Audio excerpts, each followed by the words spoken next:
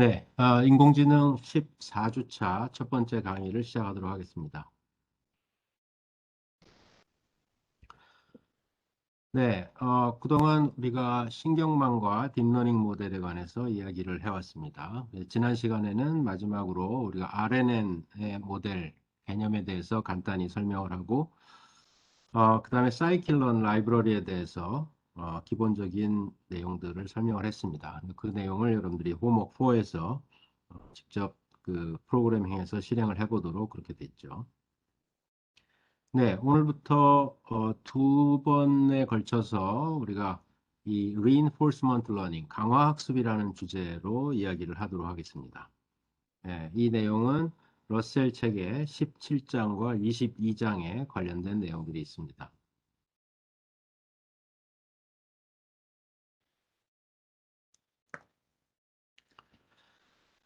네, 우리가 그동안 이 머신러닝과 딥러닝에 대해서 이야기를 쭉 해왔는데, 처음에 머신러닝의 세 가지 타입에 대해서 이야기를 했었죠. 하나는 슈퍼바이즈드 러닝, 감독학습, 또 하나는 언슈퍼바이즈드 러닝, 비감독학습, 그 다음에 마지막이 리인포스먼트 러닝, 강화학습이었습니다.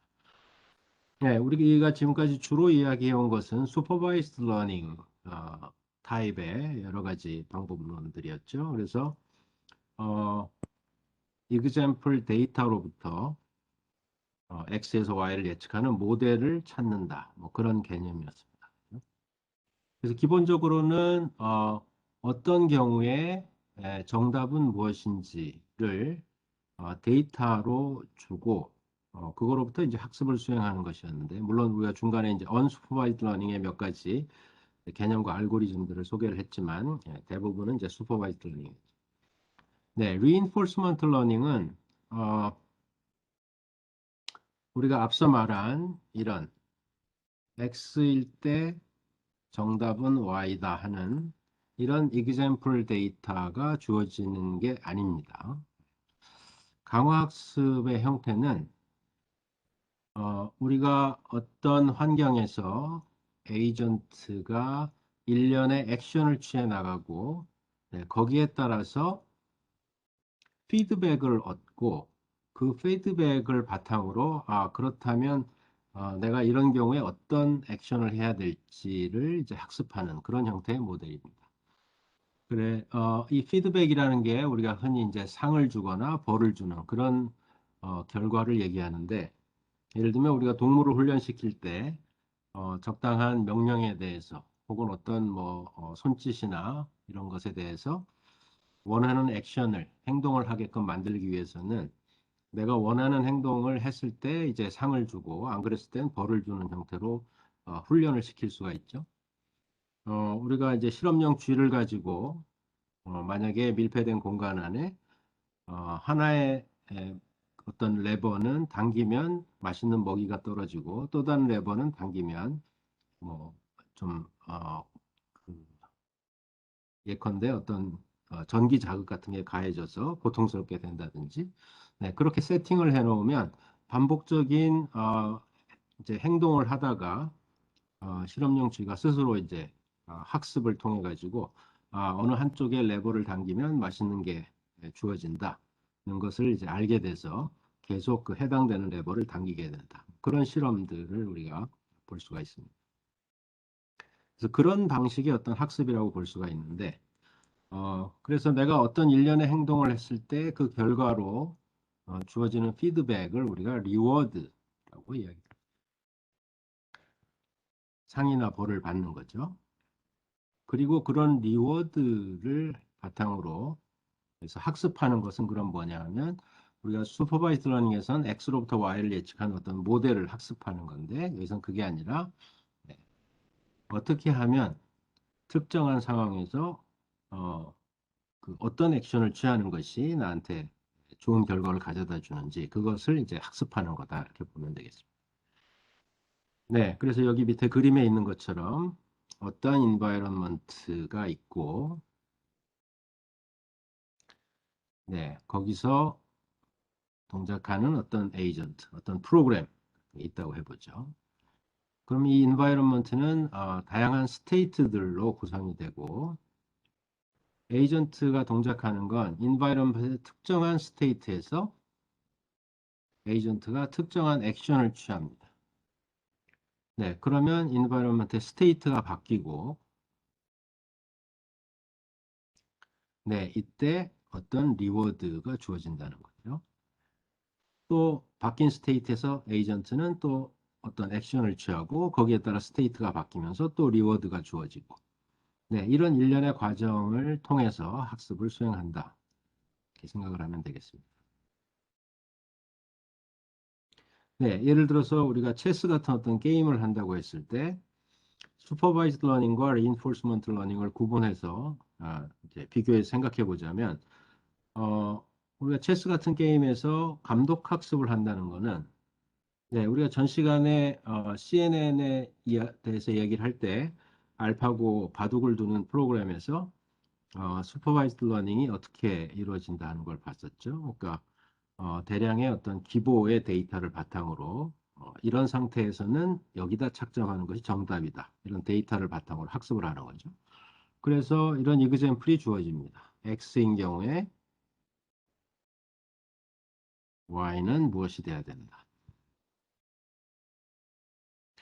네, 반면에 이런 체스 같은 게임을 reinforcement learning을 적용한다는 것은 네, 어떤 상태에서 정수가 뭔지를 알려주는 게 아니라 이 게임을 실제 프로그램이 플레이를 하는 겁니다. 이런 경우에는 네, 이런 액션을 취하고 그 다음엔 또 바뀐 스테이트에서 어떤 액션을 취하고를 계속 반복해 나가면 이 게임이 진행되는 거죠. 네, 마지막에 이기거나 지는 결과가 나올 텐데 이것이 이 경우엔 리워드다 볼 수가 있는 거예요. 이 리워드를 바탕으로 그러면 중간 단계에서 어떤 액션을 내가 선택했는데 그 액션을 선택하는 규칙을 일부 바꿔나간다든지 하는 것이 이제 강화학습을 하는 것이다. 이렇게 볼 수가 있겠습니다.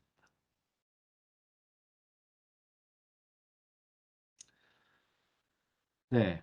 그래서 전체적인 틀을 우리가 한번 보면 이제 에이전트가 액션을 수행해 나가는 것은 어떤 특정한 스테이트에서 액션을 취하면 다음 스테이트로 가고 그때 어떤 리워드가 주어집니다. 네, 이게 이제 반복되는 거죠. 또 이 상태에서 어떤 액션을 취하면 다시 다른 스테이트로 가게 되고 리워드를 얻게 되고 거기서 또 다른 액션을 취하고 이렇게 진행이 됩니다. 이때 environment라는 것은 우리가 어떻게 정의될 수 있냐 하면 어떤 스테이트에서 어떤 액션을 취하면 네, 어느 스테이트로 가게 되고 그때 리워드는 어떤 게 주어진다. 그것이 이제 environment를 정의하는 거죠. 그것이 이제 확률적으로 정의되면 environment라는 건 결국 이런 transition, 확률이 정의되는 것이다. 이렇게 볼 수가 있습니다. 그래서 S가 state고 A가 action, R이 reward인 거죠. 자, 이때 그러면 학습을 통해서 결국 우리가 원하는 것은 어떤 액션을 취하는 것이 가장 좋으냐를 내가 어, 알고 싶다는 건데 그걸 우리가 폴리시라고 이야기합니다.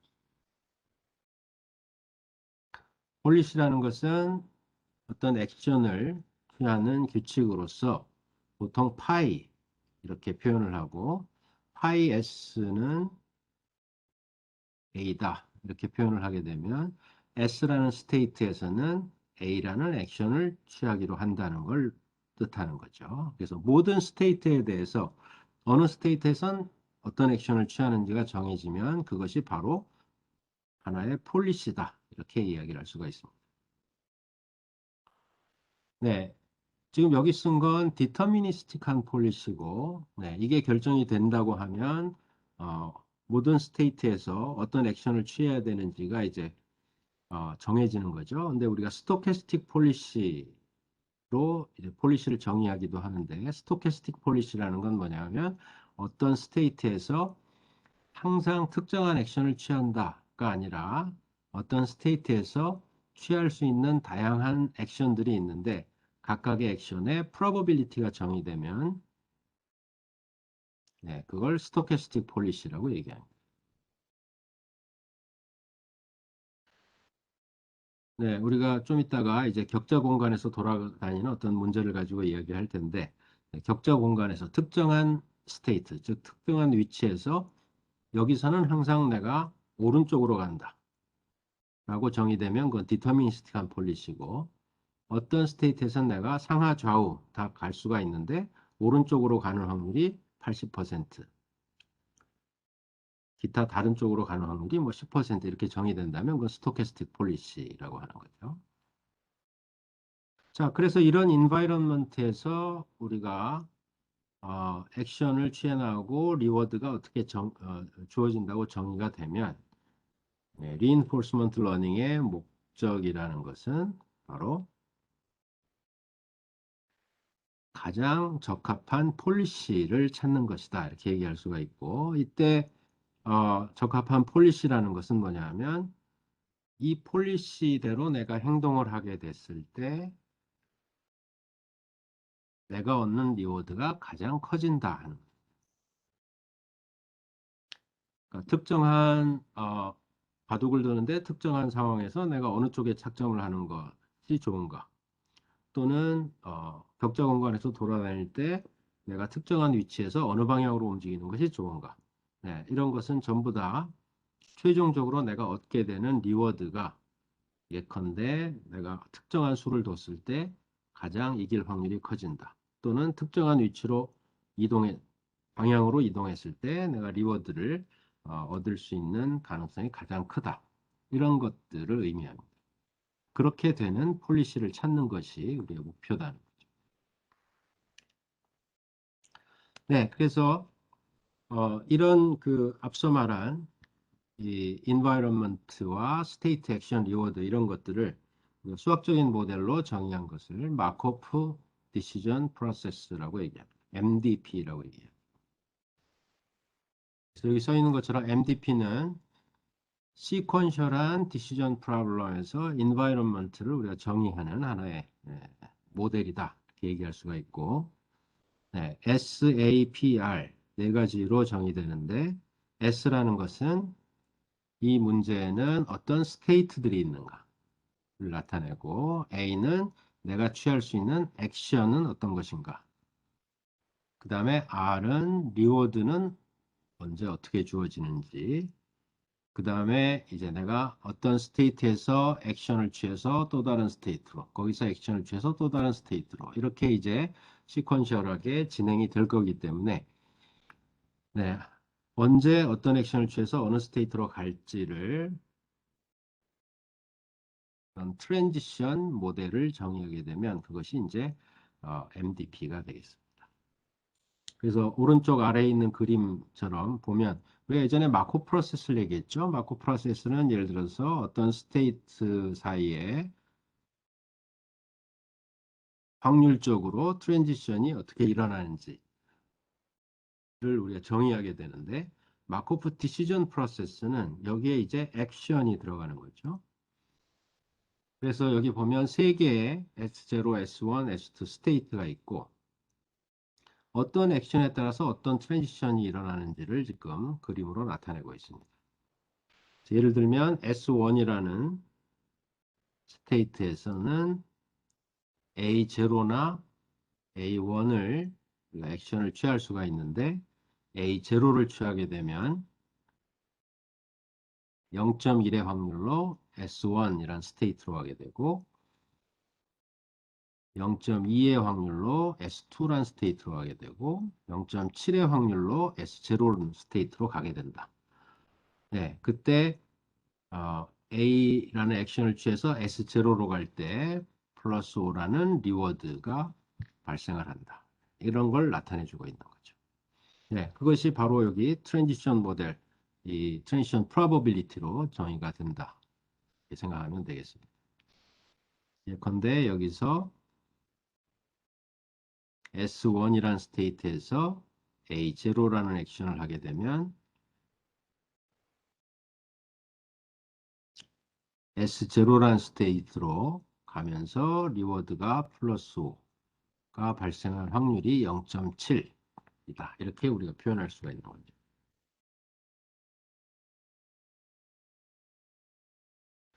네, 그래서 이 MDP가 가능한 모든 스테이트와 그 다음에 우리가 선택할 수 있는 모든 액션들에 대해서 트랜지션이 어떻게 일어나고 리워드가 어떻게 주어지게 되는가를 나타낸다. 이렇게 보면 되겠습니다.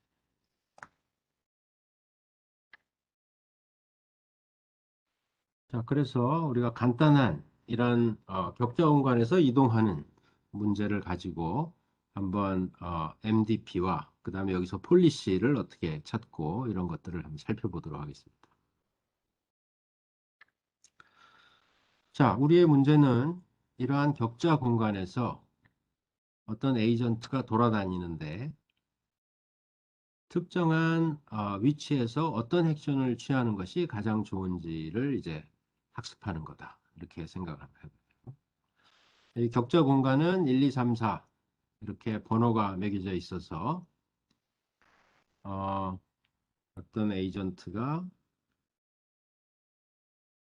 이 안에서 이렇게 왔다 갔다 한다는 거. 왔다 갔다. 자, 스테이트는 그럼 어떻게 정의되냐 하면 각각의 구분된 격자 공간이 각각의 스테이트가 되는 거죠. 스테이트는 1, 1 자리가 있고 1, 2 자리가 있고 등등등. 액션은 네 가지 액션이 있다. 이렇게 정의할 수가 있겠습니다. 위로 올라가거나 아래로 내려가거나 왼쪽, 오른쪽으로 이동하는 액션이 있는 거죠. 자, 이 특정한 격자 공간에는 리워드가 지금 어떻게 정의되냐 하면 네, 격자 공간 안에 지금 플러스 1과 마이너스 1이 적힌 공간이 있죠.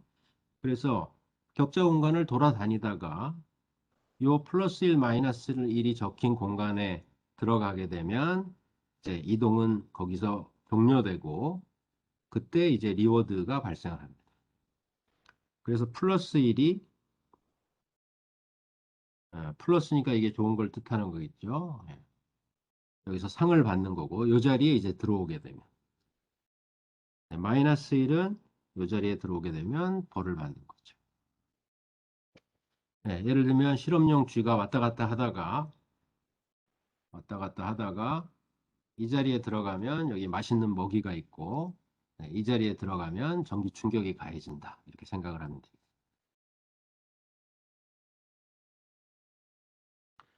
네, 그래서 여기 보면 플러스 1이라는 리워드와 마이너스 1이라는 리워드가 특정 위치에 지금 정의가 되어 있고 네, 여기 보면 아, 모든 다른 트랜지션에 대해서는 마이너스 0.04의 리워드를 준다. 이렇게 정의가 되어 있습니다. 네, 요건 이제 요 example에만 특별히 지금 예시를 한 건데 우리가 지금 이런 걸 왜 두냐 하면 만약에 플러스 1과 마이너스 1이라는 리워드만 정의되고 다른 리워드가 전혀 정의가 안 되면 예를 들어서 내가 여기서 이렇게 막 왔다 갔다 하다가 한참 뺑뺑뺑 돌다가 플러스 1로 들어갔을 때도 이게 동일한 리워드를 얻게 되는 거죠. 다시 말하면 내가 여기서 이런 과정을 거쳐서 다이렉트하게 먹이를 찾는 대로 이동한 것과 중간에 뺑뺑 돌면서 헤매다가 먹이 있는 곳으로 이동한 것이 동일하게 취급이 되겠죠. 그래서 우리가 뒤에 가면 훨씬 더 많은 어떤 액션을 취한 다음에 얻는 리워드보다 훨씬 적은 액션을 취한 다음에 얻는 리워드가 좀 더 큰 리워드가 되도록 다른 방식으로 이걸 정의하는데 여기서는 이제 간단하게 이렇게 정의를 했습니다. 한 번 이동할 때마다 이제 마이너스의 약간의 리워드를 받도록 정의를 하는 거죠. 그러면은 지금 위에서 다이렉트로 갔을 때에 비해서 뺑뺑 돌면서 다른 길을 왔다 갔다 하다가 갔을 때 그만큼 마이너스의 리워드를 많이 얻게 될 테니까 그게 더 좋지 않은 어떤 행동이 되겠죠. 네, 어쨌든 이렇게 리워드를 정의하고 그래 트랜지션은 어떻게 정의됐냐 하면 네 가지 액션에 대해서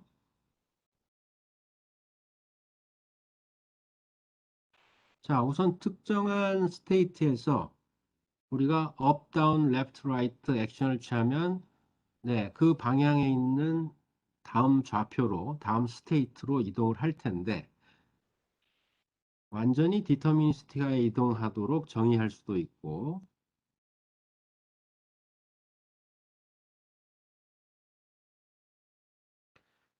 네, 경우에 따라서는 트랜지션이 프로버빌리스틱하게 예컨대 여기서 내가 11 자리에서 up이라는 액션을 취했을 때 네, 반드시 100%의 확률로 1, 2 자리로 이동하는 것이 아니라 경우에 따라서는 나는 업이라는 행동을 취했지만 미끄러져서 옆으로 갈 수도 있다. 그러면 우리가 확률적으로 이걸 정의해야 되겠죠. 그래서 일반적으로는 스테이트의 트랜지션이 이렇게 프로버빌리티로 정의가 되는데 여기 지금 그림에 B에 있는 것처럼 예컨대 어떤 스테이트에서 내가 특정 방향의 액션을 취했을 때 우리가 가정하기를 우리가 원래 의도했던 방향으로 스테이트의 트랜지션이 일어나는 확률이 0.8. 그런데 어떤 이유에서건 원래 의도했던 방향이 아닌 양쪽 옆으로 이동하는 확률도 약간 있다. 이렇게 정의를 한다면 오른쪽에 있는 그림과 같은 스테이트 트랜지션이 일어난다는 거겠죠. 11이라는 스테이트에서 업이라는 액션을 했을 때는 12로 이동하는 확률이 0.8, 21로 이동하는 확률이 0.1. 네, 이 스타트 스테이트에서는 왼쪽이 벽이기 때문에 네, 벽을 향해서 이동했을 땐 제자리로 온다고 가정을 하겠습니다. 그러면 네, 0.1의 확률로 자기 자신 스테이트로 되돌아간다. 이렇게 정의할 수가 있겠죠. 네, 그래서 이 MTP에서의 트랜지션은 이렇게 정의됩니다. 11 자리에서 업을 하게 되면 12 자리로 가게 되고 그런데 그럴 확률이 0.8이다. 네, 이때 물론 리워드가 최종 리워드는 플러스 1, 마이너스 1만 정의되어 있지만 그렇지 않은 경우에는 마이너스 0.04라는 작은 리워드를 마이너스 리워드를 받는다고 했기 때문에 네, 이렇게 정의가 됩니다. 자, 그럼 이렇게 정의된 어떤 환경에서 내가 원하는 것은 예컨대 이 자리에서는 나는 어디로 움직이는 것이 최선이냐 이걸 이제 알고 싶다는 거죠. 자, 사실은 우리가 이걸 이 과목을 처음 시작했을 때 에, 우리가 처음 다룬 주제가 서치 탐색이었죠. 자, 이것이 지금 스타트 스테이트가 여기고 여기가 만약에 골 스테이트고 네, 그래서 이게 전체가 하나의 스테이트 스페이스로서 우리가 서치를 진행하고 나면 최적의 경로로 얻어지는 게 있겠죠. 예를 들면 이렇게 가는 것이 최적의 경로다. 그래서 그러면 최적의 경로를 찾았으니까 이걸로 끝이지 뭐 학습이랄 게 있나 이렇게 생각할 수가 있는데 우선 첫째로 스테이트의 트랜지션이 프로버빌리스틱하게 일어난다. 그죠? 네. 따라서 만약에 우리가 이 전체 환경에 대해서 100% 인지를 한 다음에 서치를 진행해서 솔루션은 그냥 up, up, right, right, right의 액션을 취하는 것이 옵티멀 솔루션으로 끝이다. 그러면 네, 실제로 스타트에서 우리가 이런 액션을 취했을 때 어떤 일이 벌어지냐 하면 매번 이렇게 확률적으로 트랜지션이 일어나기 때문에 내가 스타트에서 업을 한다 그래서 100% 1, 2 자리로 항상 가는 게 아니죠. 그래서 다른 위치로 갈 수가 있기 때문에 그냥 무조건 이런 5개의 액션을 연달아 취했을 때 내가 목표로 하는 4-3 자리에 플러스 1의 리워드가 있는 4-3 자리에 갈 확률은 얼마냐면 0.8의 5승이 되겠죠. 네, 이건 33%밖에 되지 않습니다. 그래서 특히 이제 우리가 뒤에 가면 다음 시간에 가면 이 environment 자체를 우리가 완벽하게 다 알고 있지 않다 하는 환경에서 이제 학습을 이야기할 겁니다. 그래서 그 얘기는 뭐냐면 내가 어딘가에서 스타트해서 리워드조차도 어디 있는지 모르는, 그 다음에 트랜지션도 어느 정도의 확률로 가는지 모르는, 네, 이런 상황에서 우리가 여러 번의 반복적인 경험을 통해서 폴리시를 찾는 그런 이제 학습을 할 거기 때문에 지금 여기서 얘기하는 것과 같은 이런 서치를 통해서 일련의 액션의 시퀀스를 찾는 것과는 이제 전혀 다른 문제가 된다는 거예요. 네, 그래서 첫째는 트랜지션이 확률적으로 일어난다. 둘째는 나중에 가면 트랜지션이나 리워드조차도 모르는 상태에서 우리가 폴리시를 찾으려고 한다. 생각을 하면 되겠습니다. 자, 앞서 우리가 얘기했듯이 이런 환경에서 우리가 원하는 것은 폴리시를 찾는 겁니다. 가장 적합한 폴리시.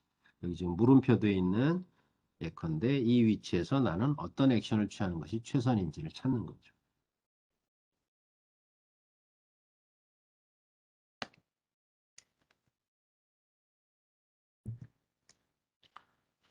자, 그래서 우선 폴리시는 뭐라 그랬냐면 파이 S라고 표시하고 이거는 스테이트 S에서 어떤 액션을 취한다를 정의한 것이 폴리시라고 했습니다. 네, 다양한 폴리시를 우리가 정의할 수가 있는데 밑에 보면 방금 얘기한 그런 격자 공간에 돌아다니는 문제에서 예컨대 왼쪽에 있는 그림이 하나의 폴리시가 됩니다. 여기 보면 이 위치에서는 즉 3, 1이라는 스테이트에서는 나는 레프트로 간다. 이렇게 정의가 되어 있죠. 네, 오른쪽에 이것은 또 다른 폴리시입니다. 그래서 보면 예컨대 3, 1이라는 스테이트에서는 나는 업, 위로 가는 액션을 취한다. 이렇게 정의되어 있죠. 다양한 폴리시가 이제 정의가 될 수가 있는데 우리가 원하는 것은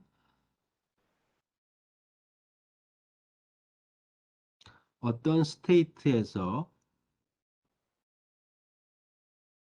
내가 특정한 액션을 취했을 때 기대되는 리워드의 총합이 최대가 되는 액션이 뭐냐를 찾고 싶은 건데 그걸 우리가 옵티멀 폴리시 이렇게 파이 스타라고 표시했죠.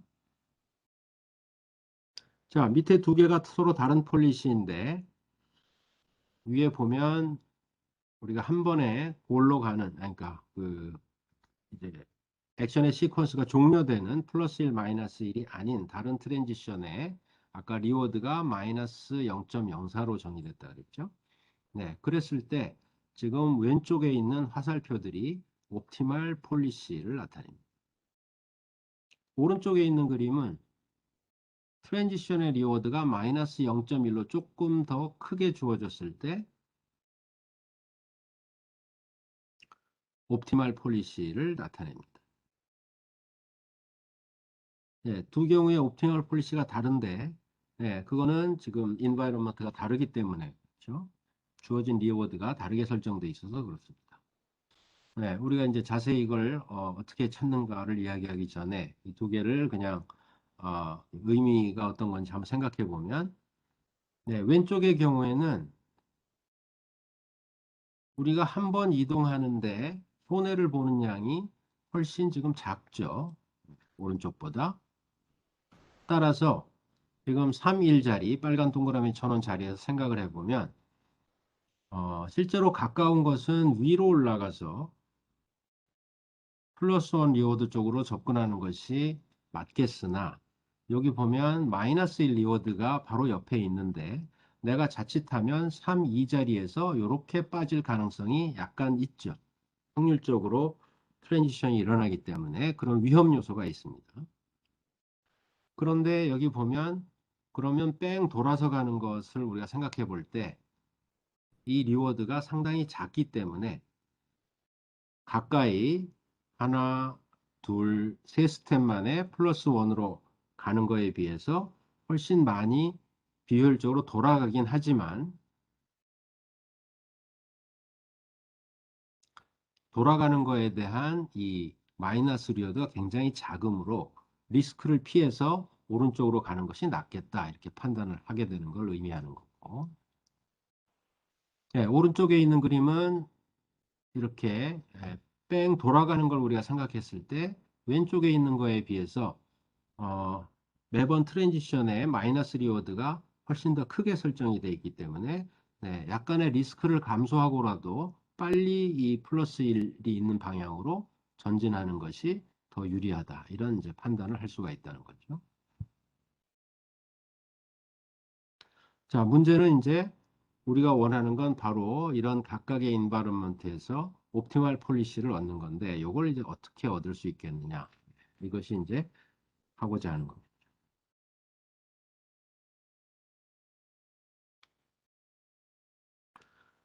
네, 그래서 옵티멀 폴리시라는 걸 우리가 이제 찾는 방법을 생각할 때 먼저 각각의 스테이트의 가치라는 것을 따져보기로 합니다. 만약에 내가 어떤 특정한 스테이트에서 주변으로 갈 수 있는 방법이 여러 가지가 있을 때 만약에 스테이트의 가치라는 것을 우리가 잘 정의할 수 있으면 이 스테이트의 가치가 이 세 가지 내가 방금 그린 그림에서 서로 다른 어떤 상태로 갈 수 있을 때 스테이트의 가치가 높은 쪽으로 이동을 한다 이렇게 생각할 수가 있겠죠. 각각의 스테이트의 가치를 우리가 value function이라는 것으로 정의하기로 합니다. VS. 네, 특히 밑에 파이라는 첨자가 붙은 것은 특정한 폴리시에 따라서 내가 행동을 했을 때 떤 스테이트의 가치라는 것을 정의하는 겁니다. 네, 스테이트의 밸류는 어떻게 정의되냐면 바로 그 스테이트에서 이런 폴리시에 따라서 행동을 했을 때 얻게 되는 리워드의 기대값을 우리가 그 스테이트의 밸류다 이렇게 정의를 합니다.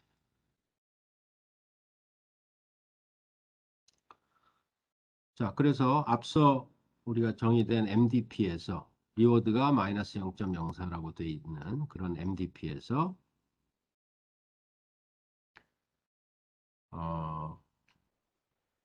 지금 폴리시를 왼쪽의 그림과 같이 옵티멀 폴리시가 정의되어 있죠.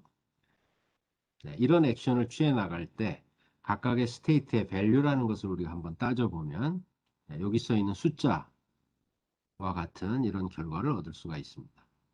위에 정의된 그 스테이트에서 기대되는 리워드의 기대값이다 라고 정의했을 때 예를 들면 여기 지금 33 스테이트에서 이 스테이트의 밸류는 0.918이다 이렇게 정의가 되어 있습니다.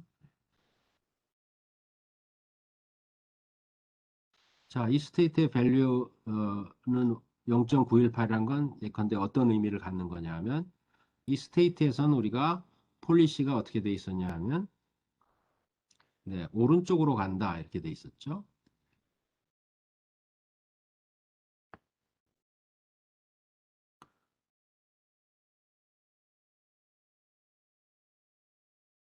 이 스테이트에서 폴리시는 그러니까 액션은 오른쪽으로 가는 것으로 정의되어 있는데 지금 앞서 우리가 계속 얘기한 것처럼 스테이트의 트랜지션은 프로버빌리스티가 일어나니까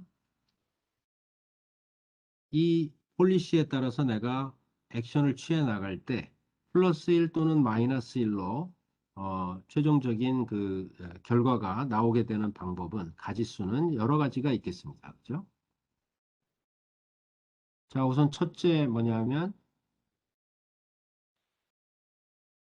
네, 실제 오른쪽으로 가게 돼서 끝나는 경우 이렇게 끝날 수가 있습니다. 그러니까 오른쪽으로 내가 오른쪽으로 가는 액션을 취했을 때 실제 오른쪽 위치로 가게 되는 확률이 0.8이었죠. 네. 그래서 그런 확률로 우리가 리워드 플러스 1을 얻게 됩니다. 네, 하지만 다른 결과가 있을 수도 있습니다. 내가 오른쪽으로 가는 액션을 취하기로 돼 있는데 아다시피 0.1의 확률로 사실은 위로 움직이게 될 수도 있는 거죠. 그러니까 그렇게 되면 위로 이동하게 되면 다시 제자리로 온다 그랬고 벽을 만나니까 거기서 다시 오른쪽 액션을 취하기로 돼 있으니까 그렇게 했을 때 플러스 1의 리워드를 얻고 끝나죠. 따라서 위로 가는 확률 0.1, 그리고 나서 다시 0.8의 확률로 오른쪽, 그랬을 때 얻는 리워드는 네, 한 번 지금 이상한 길을 갔다 왔기 때문에 마이너스 0.04의 리워드가 생기고 그 다음에 플러스 1을 얻고 끝나게 되니까 이렇게 될 확률이 또 이만큼 되겠죠. 네, 또 이렇게 될 수도 있습니다. 0.1의 확률로 나는 오른쪽으로 가는 액션을 취하는데 어쨌든 폴리시에 따라서 밑으로 내려갈 수도 있다 그랬습니다. 0.1의 확률로. 그런데 밑에 있는 스테이트, 3이라는 스테이트는 아까 우리가 가서 폴리시가 어떻게 적용되어 있나 살펴보면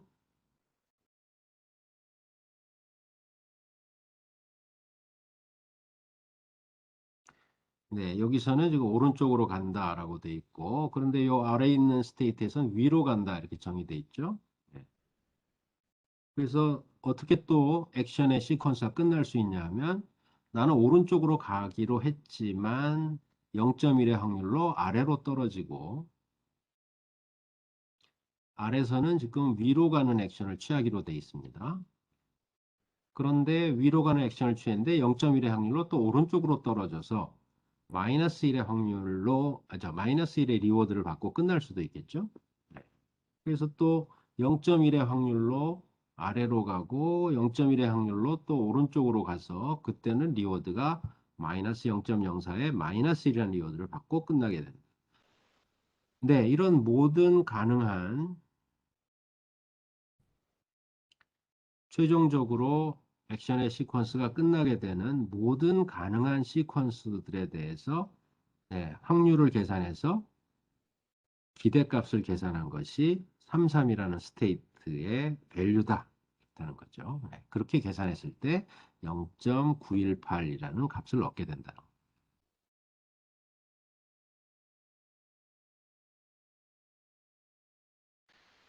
자, 만약에 이렇게 우리가 각각의 스테이트의 밸류를 다 이제 계산하게 되면 거기에 따라서 특정한 스테이트에서 내가 이동하는 것은 이건 오른쪽으로 가면 0.8, 왼쪽으로 가면 0.65, 위로 가면 0.66이니까 이게 위로 가는 게 맞구나. 네, 이런 판단을 내릴 수가 있겠죠. 그래서 우리가 하려는 거는 결국 각각의 스테이트의 어, 밸류를 계산하는 걸 지금 이제 수행을 하고 싶어요. 각 스테이트의 밸류를 계산할 때 이제 스테이트에서 그 다음 스테이트로 전이가 일어나면서 어떤 액션을 계속 수행하게 되는데 인접한 스테이트와의 관계를 우리가 한번 따져보면 오른쪽에 있는 그림에 S란 스테이트에 내가 밸류를 이제 계산하려고 한다고 해보죠. 이때 스테이트의 밸류라는 것은 우리가 뭐라 그랬냐면 기대값의 총 리워드의 이제 기대값이라고 그랬어요. 내가 어떤 액션을 취할 때 이게 확률적으로 전이가 일어나니까 예컨대 S1이라는 스테이트로 가거나 S2라는 스테이트로 갈 수가 있습니다. 0.8의 확률로 S1, 0.2의 확률로 S2 이렇게 이제 전이가 일어날 수 있게.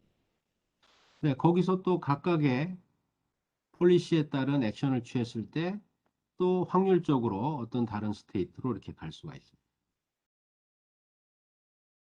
그래서 일련의 액션을 취했을 때 내가 가게 되는 코스는 이런 것일 수도 있고 또 이런 것일 수도 있고 다양하게 있을 수가 있겠죠. 네, 그것들의 전체 기대값을 우리가 계산한 것이 S란 스테이트의 밸류가 되는데 우리가 앞서 잠깐 언급했지만 앞에서는 우리가 어, 여기서 보는 것처럼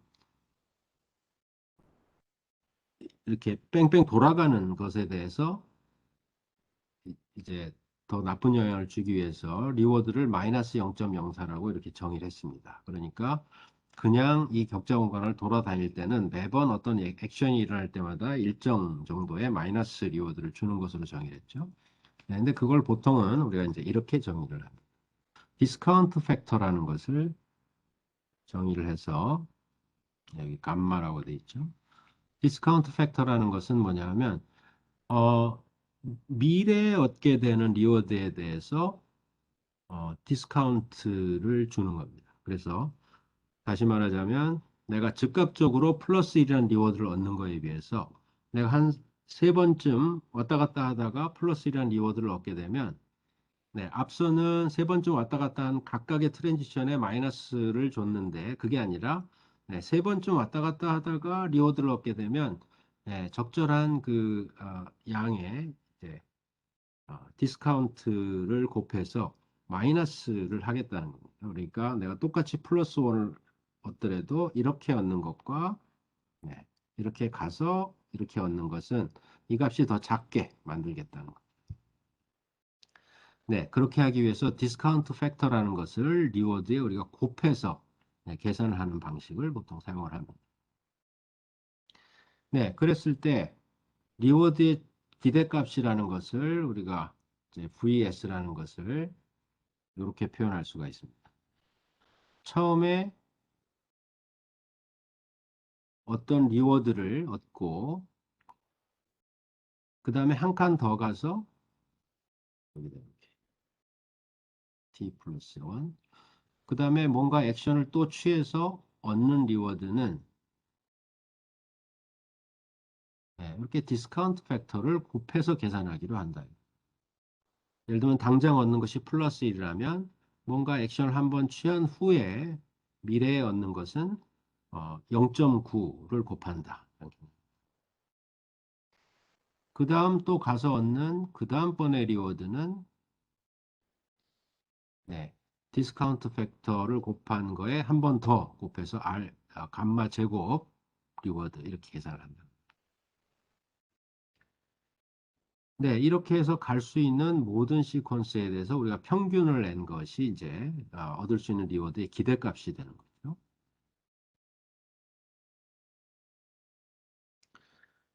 자, 이때 두 번째 항부터 디스카운트 팩터에 해당하는 감마를 이렇게 묶어주면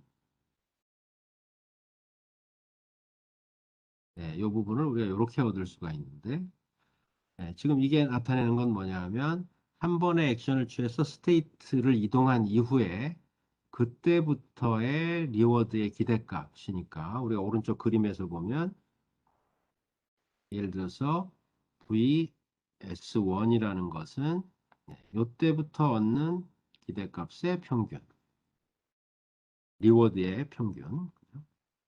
여기서는 이때부터 얻는 리워드의 평균. 이렇게 생각할 수가 있고,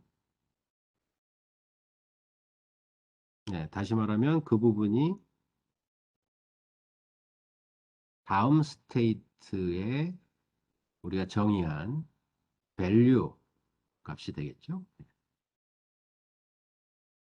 네, 따라서 이렇게 놓고 보면 아래와 같은 식으로 우리가 표현할 수가 있는데 어떤 스테이트 S의 value라는 것은 그 스테이트에서 갈 수 있는 여러 개 가능한 스테이트들에 대해서 당장에 얻는 리워드와 그 다음에 도달할 수 있는 스테이트의 밸류 거기에 디스카운트 팩터를 곱한 게 되겠죠. 그것들에 대한 평균값이다 이렇게 생각합니다. 네, 이것의 평균값을 내기 위해서는 현재 스테이트에서 여기 S''으로 표시된 다음번 가능한 스테이트들로 전이하는 전이 확률들을 모두 곱해서 합하면 그것이 이제 어, 얻을 수 있는 총 리워드의 기대값이 되는데 이것이 어떤 스테이트와 그 다음 스테이트 사이의 관계를 나타내는 식이 되겠습니다.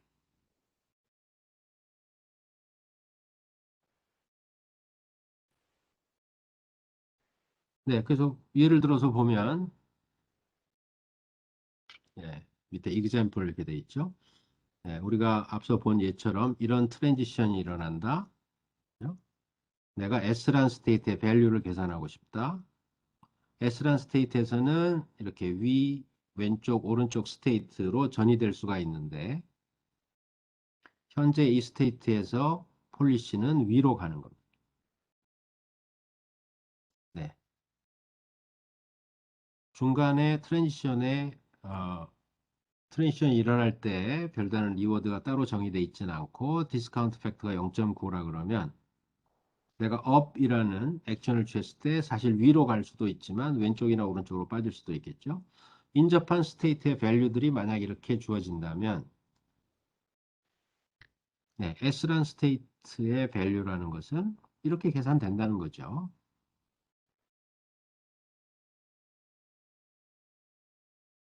0.8의 확률로 위로 이동할 수가 있는데 위의 스테이트의 밸류는 0.5니까 거기다 디스카운트 팩터를 곱한 것. 이렇게 될 가능성이 0.8. 그 다음에 왼쪽으로 갔을 때는 0.4의 밸류에 디스카운트를 곱한 게 0.9고 그렇게 될 확률이 0.1. 오른쪽으로 갔을 때는 0.4의 밸류를 갖는 스테이트로 가게 되는데 디스카운트 0.9이고 그럴 확률이 0.1. 네, 이렇게 하면 S라는 스테이트의 밸류는 0.432 이렇게 계산할 수가 있겠죠. 네, 바로 이런 어떤 스테이트와 인접한 스테이트 사이에 밸류 펑션의 관계를 나타낸 요 식을 우리가 벨만 이퀘이션이다 이렇게 얘기합니다.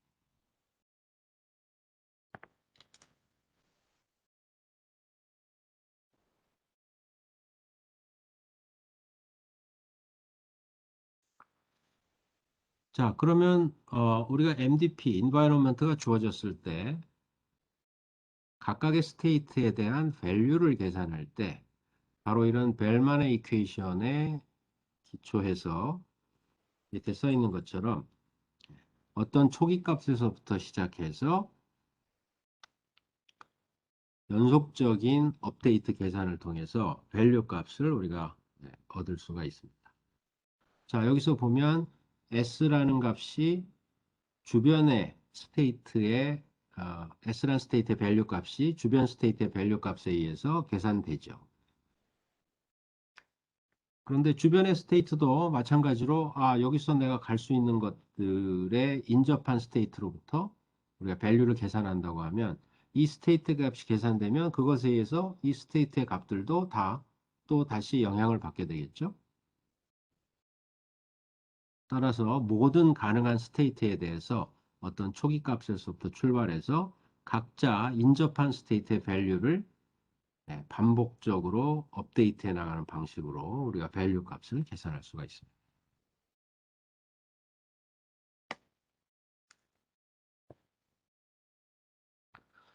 자, 이때 앞에서 우리가 얘기한 건 어떤 폴리시가 결정돼 있을 때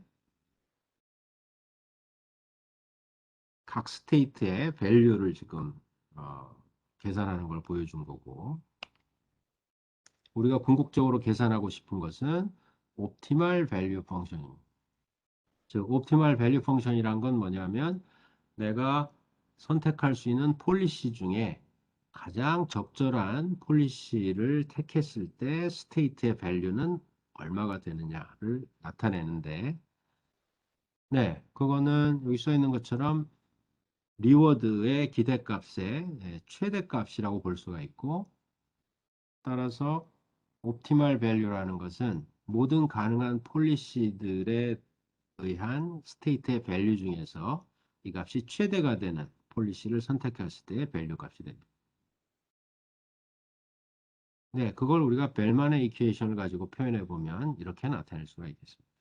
옵티멀 어떤 스테이트의 옵티멀 밸류라는 것은 인접한 스테이트들의 옵티멀 밸류와 관계를 인접한 스테이트로 이동을 했을 때 어떤 액션을 취해서 이동했을 때 기대값이라는 걸 우리가 계산할 수가 있을 텐데 앞에 본 것처럼 그죠? 네. 당장에 오는 리워드와 인접한 스테이트의 밸류로부터 트랜지션 프로버빌리티를 곱해서 평균값, 기대값을 우리가 계산할 수가 있겠죠. 네. 그런 것 중에 바로 최대가 되는 액션에 의해서 얻게 되는 값을 우리가 옵티멀 밸류 펑션이라고 이야기할 수가 있겠습니다.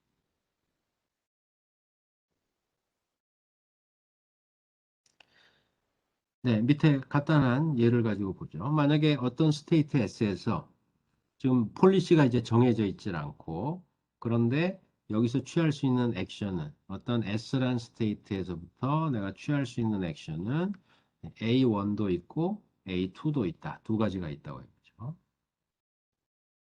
네, A1이란 액션을 취했을 때는 역시 트랜지션이 프로버빌리스티가 일어나는데 0.8의 확률로 S1이 되거나 0.2의 확률로 S2가 된다. A2라는 액션을 만약에 취하게 되면 0.8의 확률로 S3라는 다른 스테이트로 또 가게 되고 0.2의 확률로 S4라는 스테이트로 간다고 합니다. 자, 현재 알고 있는 S1 스테이트의 밸류는 2고 S2 스테이트의 밸류는 1, S3의 밸류는 1이고 S4의 밸류는 2다. 이렇게 알고 있다면 네, 벨만의 이퀘이션에 의해서 우리가 S란 스테이트의 밸류는 A1이라는 액션을 취했을 때는 어떻게 되나요?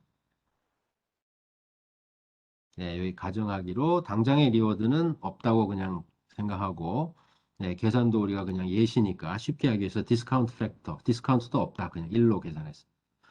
그 얘기는 뭐냐 하면 0.8의 확률로 값이 2가 되거나 0.2의 확률로 값이 1이 되는 거죠. 네, 따라서 기대되는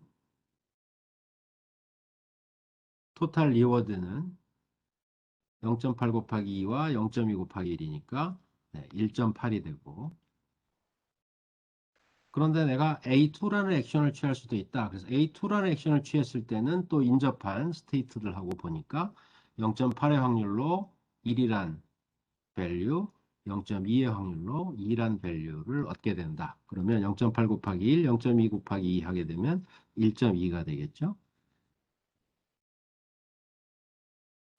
그러면 가능한 폴리시, 가능한 액션이란 건 A1과 A2가 있는데 인접한 스테이트의 밸류 값과 확률, 트랜지션 확률을 가지고 우리가 따져보니까 A1이라는 액션을 취했을 때는 밸류가 1.8이 된다라고 얘기할 수가 있고 A2라는 액션을 취했을 때는 이 밸류는 1.2가 되는구나.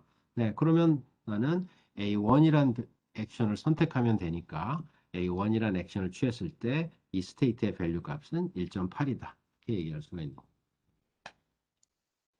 네, 지금 박스 1000원 이 벨만 이퀘이션의 최대값을 택하도록 되어 있는 이 식의 의미는 이런 거죠.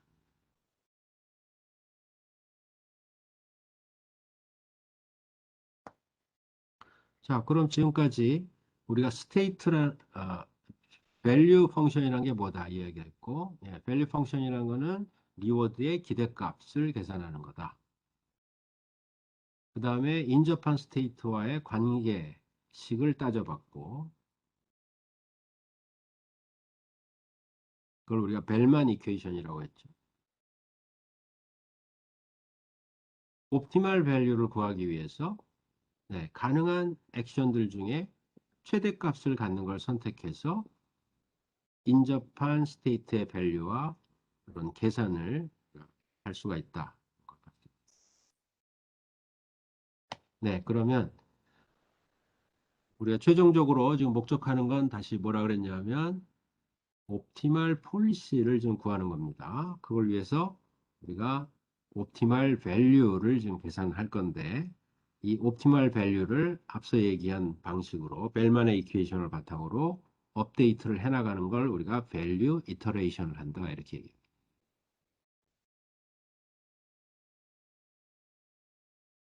네, 사실은 우리가 하려는 건 뭐냐면 궁극적으로 각각의 스테이트의 옵티멀 밸류를 구하고 나면 그거로부터 옵티멀 폴리시를 얻겠다 하는 거죠. 네, 그래서 이터러티브 컴퓨테이션을 우리가 수행을 하는데 단 여기 조건은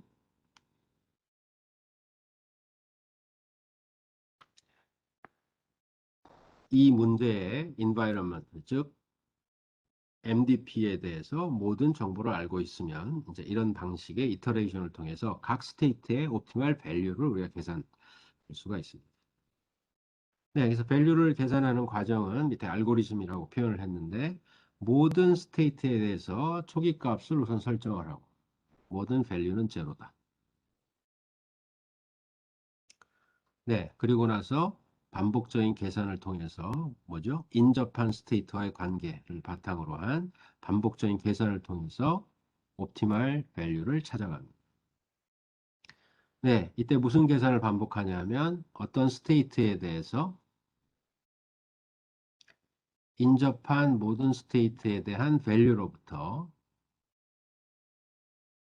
네, 리워드와 그 다음에 그 스테이트의 밸류, 이게 바로 이제 그 스테이트로 이동한 이후에 리워드의 기대값인 거죠. 그리고 글로 트랜지션이 일어날 확률을 곱해서 네, 기대값을 계산한 다음에 그것 중에 가장 최대가 되는 값을 선택을 합니다. 네, 이 과정을 우리가 반복해 나가는 거죠.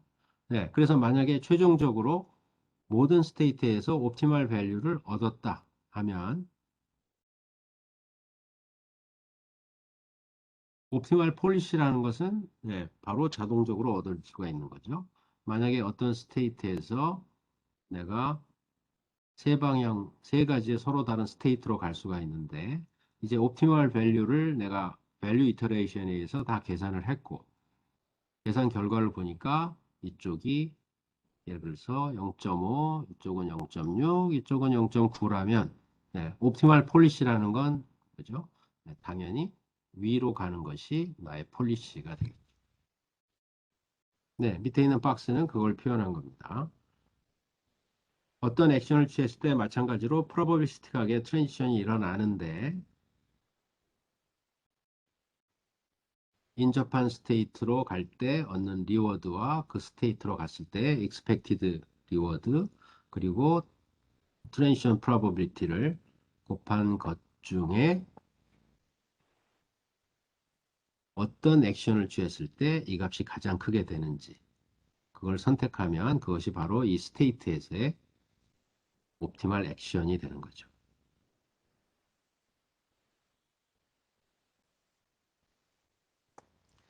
네, 그래서 간단한 예를 가지고 한번 몇 가지 우리가 살펴보도록 하겠습니다.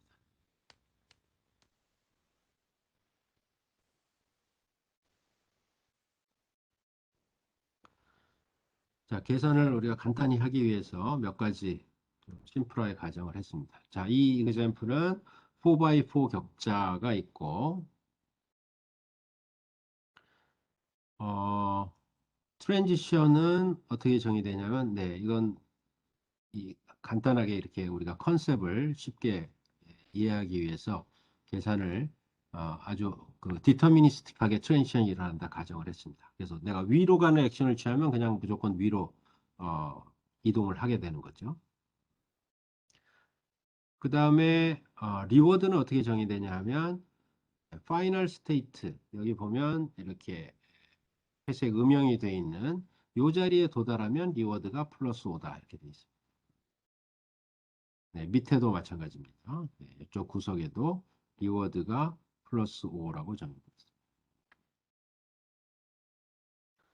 액션은 위, 아래, 왼쪽, 오른쪽 액션을 취할 수가 있고 네, 디스카운트 팩터도 아예 그냥 없는 걸로 1로 설정을 합니다. 자, 앞에 알고리즘이 진행되는 과정을 보면 우선 처음에는 모든 스테이트의 밸류가 제로로 초기화되고 스타트를 합니다. t 이퀄 제로일 때 모든 밸류는 지금 0으로 되어 있죠. 밸류 이터레이션이 수행되면서 여기 동그라미 쳐놓은 s라는 스테이트의 밸류 값이 어떻게 업데이트 되는지를 한번 보도록 하겠습니다. 자, t가 1, 2, 3 진행되면서 우리가 각각의 스테이트의 밸류 값을 주변 스테이트의 밸류 값으로부터 업데이트를 할 건데, 네, 업데이트 하는 식은 요거였죠.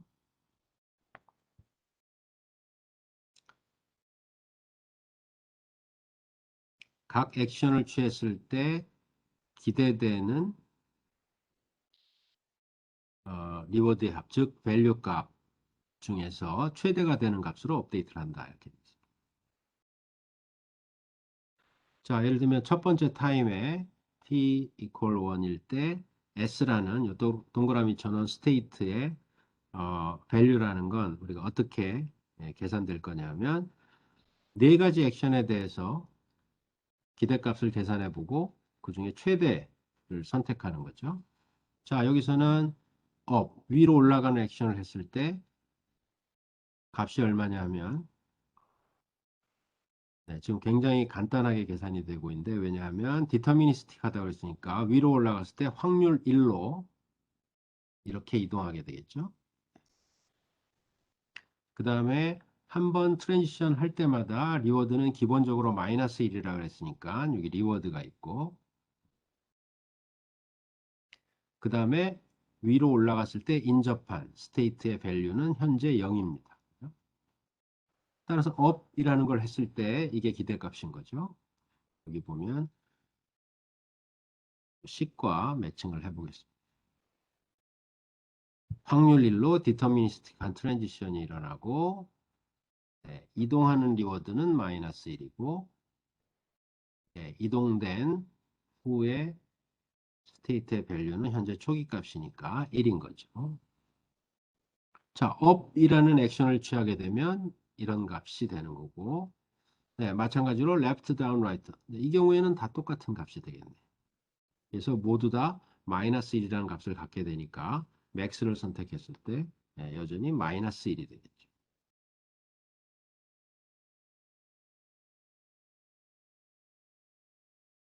네, 여기 지금 써 있진 않지만 t equal 1일 때 바로 그 위에 있는 왼쪽에 있는 스테이트 볼까요? 왼쪽에 있는 스테이트 같은 경우에는 값이 4로 업데이트가 되어 있습니다. 이건 왜 그러냐 하면 네 가지 액션 중에 내가 위로 가는 액션을 취했을 때 4라는 값을 얻게 된다는 거죠. 디터미니스트의 확률은 1이고 리워드는 마이너스 1이고 일단 이동할 때마다 마이너스 1이니까 그런데 위로 올라갔을 때 플러스 5의 리워드를 간다 그랬죠. 그래서 토탈 마이너스 1 플러스 5 하면 4라는 리워드를 얻게 되고 네, 이동한 후에 스테이트의 밸류는 여전히 0입니다. 따라서 up이라는 액션을 취했을 때 4라는 값이 된다는 걸 얻을 수가 있고 이렇게 업데이트가 된 거죠. 네, 우리는 S란 스테이트에 대해서 다시 한번 t equal 2일 때 그럼 어떻게 변하는지를 보겠습니다. t equal 2일 때는 네, 역시 네 가지 액션에 대해서 업이라는 액션을 우리가 따져보면 업이라는 액션은 여전히 확률 1로 리워드는 마이너스 1이고 네, 바로 위의 스테이트는 우리가 이전 단계에서 4로 지금 업데이트가 돼 있죠. 네, 위로 올라가면 4라는 리워드의 기대값을 갖게 된다. 그렇죠? 따라서 업이라는 액션을 했을 때 기대값은 3입니다. 네, 나머지 액션에 대해서도 계산해보고 그 중에 최대값을 따지면 3이 되는 거죠. 값이 3으로 업데이트가 되어 있습니다. 아, 이제 어떤 계산을 지금 계속 수행하겠다는 건지 어느 정도 이해가 되겠죠. 네, 그래서 지금 t equal 3까지 주변 스테이트와의 관계로 연속적인 업데이트를 해나가면 최종적으로 이런 값들을 얻게 되는데 이 값들이 바로 각 스테이트의 옵티멀 밸류가 된다. 이렇게 얘기할 수가 있겠습니다. 자, 옵티멀 밸류라는 건 그 스테이트에서 최대 리워드의 기대값의 최대치죠. 따라서 예를 들면 이 값이 3이라는 것은 무슨 얘기냐면 여기서는 최선으로 내가 움직여 나가면 리워드 3을 얻게 될 거다. 이런 의미를 갖는 겁니다. maximum expected reward인 거죠.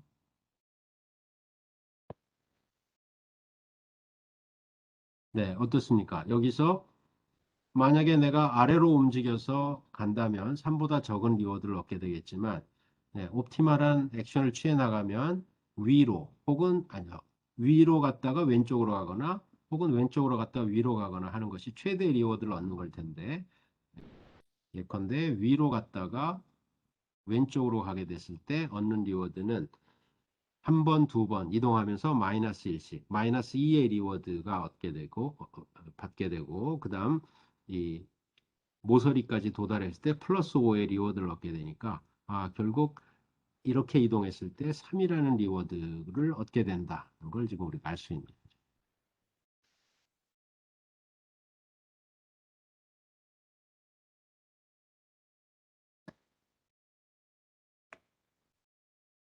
네, 그럼 지금 우리가 계산한 건 각 스테이트의 옵티멀 밸류라는 것을 밸류 이터레이션이라는 방법을 통해서 지금 계산을 했습니다. 네, 그리고 나면 궁극적인 목적은 옵티멀 폴리시를 얻는 거였죠. 네, 옵티멀 폴리시는 우리가 어떻게 얻는다 그랬냐면 이런 방법으로 옵티멀 액션을 결정할 수 있다고 그랬습니다. 즉 각각의 액션에 대해서 기대값을 계산한 다음에 가장 큰 걸 선택하면 되는 거죠. 예컨대 우리가 계속 보고 있는 이 S라는 스테이트에 대해서 우리가 옵티멀 폴리시를 계산해 보면 up이라는 액션을 취했을 때는 네, 앞서처럼 여기다 그려볼까요? up이라는 액션을 취했을 때는 확률 1로 위로 가게 되고 네, 이동하면서 마이너스 1이 리워드를 얻게 되고 네, 위로 갔을 때 스테이트의 밸류는 4기 때문에 네, 위로 갔을 때는 기대되는 게 이만큼. 마찬가지로 왼쪽, 오른쪽, 아래로 갔을 때 얼마인지 계산해서 그것 중에 최대값이 되는 것. 최대값은 사실 이것과 이것 두 가지에서 나오게 되죠. 네, 값이 같으니까 하나를 선택하면 네, 이 값을 최대로 하는 액션은 바로 위로 올라가는 것이다 라는 거고 그래서 여기 지금 액션을 그림으로 이렇게 표현했습니다. 여기선 위로 올라가는 것이 옵티멀 액션이다. 네, 다른 스테이트에 대해서도 모두 다 옵티멀 액션을 이와 같이 구해보면 여기 그려진 화살표처럼 돼 있고 이렇게 움직여가는 것이 내가 기대값을 최대로 끌어올리는 액션들이다 하는 거죠.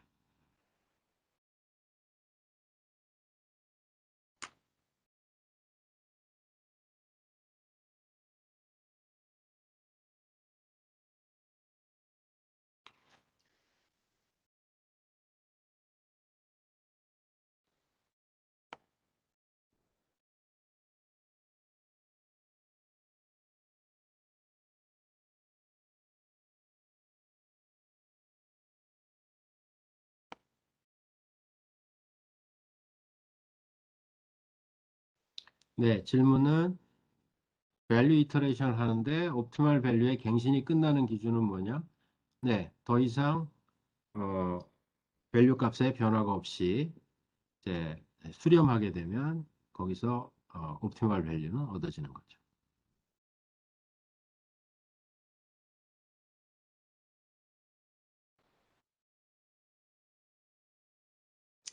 네, 그래서 지금 옵티멀 밸류 펑션과 폴리시에 대해서 얘기하고 밸류 이터레이션에 의해서 옵티멀 밸류를 구하는 방법을 이야기했습니다. 그리고 이그젬플을 봤는데 네, 혹시 또 다른 질문이 있을까요?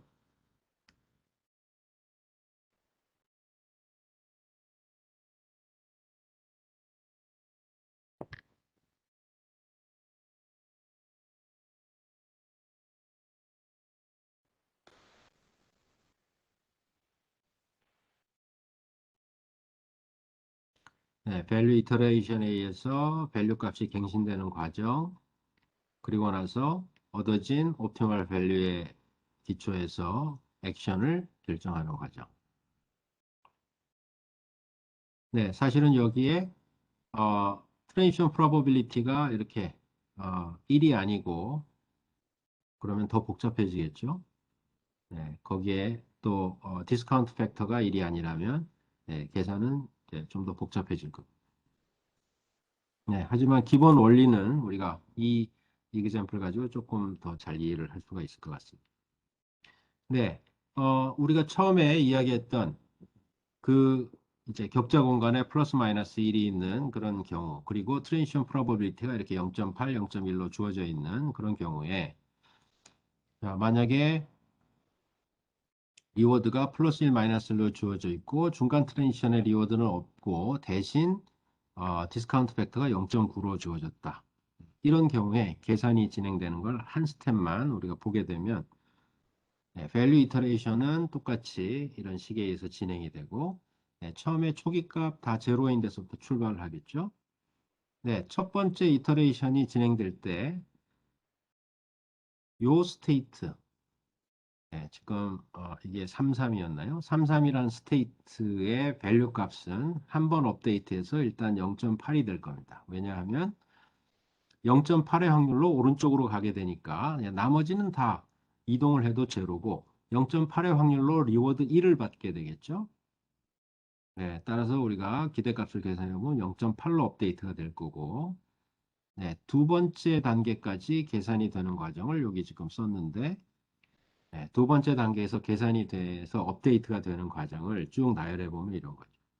네, 마찬가지로 우리가 up, left, down, right 네 가지 가능한 액션에 대해서 기대값을 계산하고 그 중에 최대를 택하면 됩니다. 네, 최대값은 아마도 right일 때 나올 텐데 네, up일 때 한번 계산하는 식 좀 굉장히 0점 이런 게 너무 많아서 눈이 좀 아른아른하죠. 하지만 한번 살펴보겠습니다. 여기 보면 up이라는 액션을 취했을 때 0.8의 확률로 실제 오른쪽으로 실제 위로 이동을 하고 0.1의 확률로는 왼쪽이나 오른쪽으로 이동을 하게 되겠죠.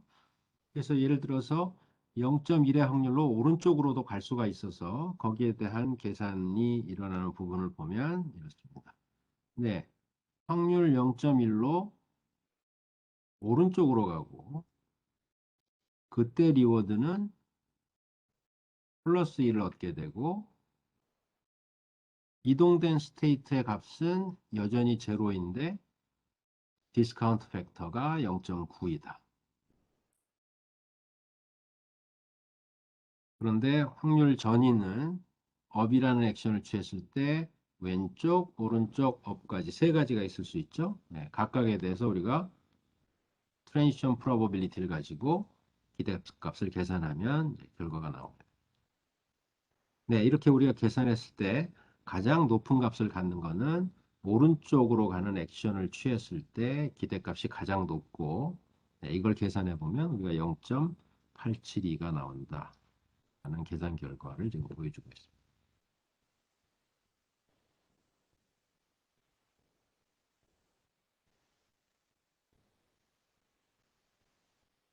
자, 요 옆에 스테이트도 잠깐 보면 마찬가지입니다. 옆에 스테이트는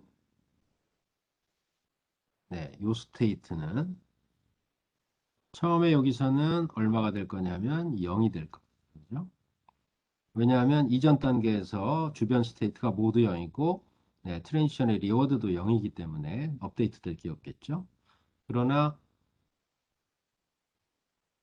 첫 번째 단계에서 33이라는 스테이트가 0.8로 업데이트 된 다음에는 네, 이 스테이트의 값도 뭔가로 업데이트가 되겠죠. 왜냐하면 여러 가지 액션에 대해서 우리가 기대값을 계산해 봤을 때 네, 오른쪽으로 하는 액션을 취했을 때 뭔가 0이 아닌 밸류가 지금 앞단에서 계산이 됐죠. 0.8이라고. 네, 그걸 바탕으로 똑같이 벨만 이퀘이션에 의해서 우리가 기대값을 계산해 보면 이때 뭐 0. 얼마쯤 되는 어떤 값을 우리가 얻게 되겠죠. 네, 거기에 의해서 계속 어, 업데이트를 시켜 나가서 수렴할 때까지 진행을 하면은 이 경우에도 계산이 조금 더 복잡하겠지만 각각의 스테이트에 대한 옵티멀 밸류를 우리가 계산할 수가 있고 옵티멀 밸류가 계산되고 나면 트랜지션 프로버빌리티에서 가장 높은 기대값을 주는 액션을 선택한 것이 옵티멀 폴리시가 되는 거죠.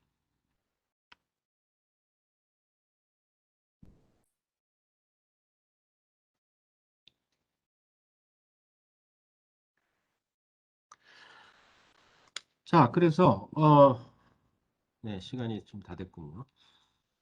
지금 밸류를 계산하고 그걸로부터 옵티멀 폴리시를 얻는다 이렇게 했는데, 네, 여기서부터 다음 시간에 얘기해야 될 것 같은데, 여기 보면 밸류 이터레이션을 하는 데 있어서는 사실은 이 스테이트의 개수가 굉장히 많으면, 네, 실제 계산량이 엄청나게 많겠죠.